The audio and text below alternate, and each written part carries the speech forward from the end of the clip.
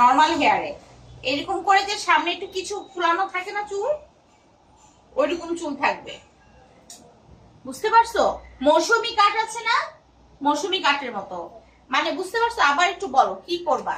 গোল করে নিয়ে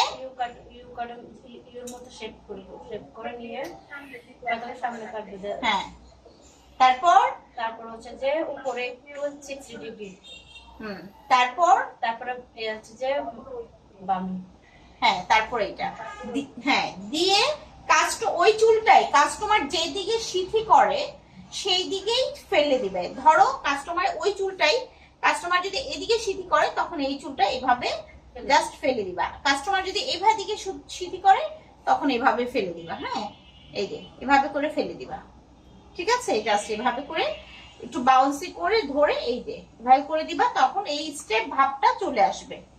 ঠিক আছে, এই স্টেপ ভাবটা চলে আসবে। এইটা হলো স্টেপ কাট।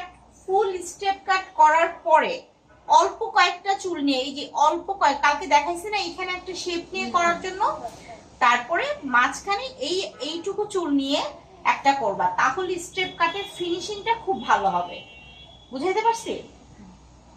আচ্ছা, তারপরে যেটা করবা, আরেকটা জিনিস করবা, সেটা হলো যেটা কি করে না, এটা পাউজ করে ভিডিও করবা।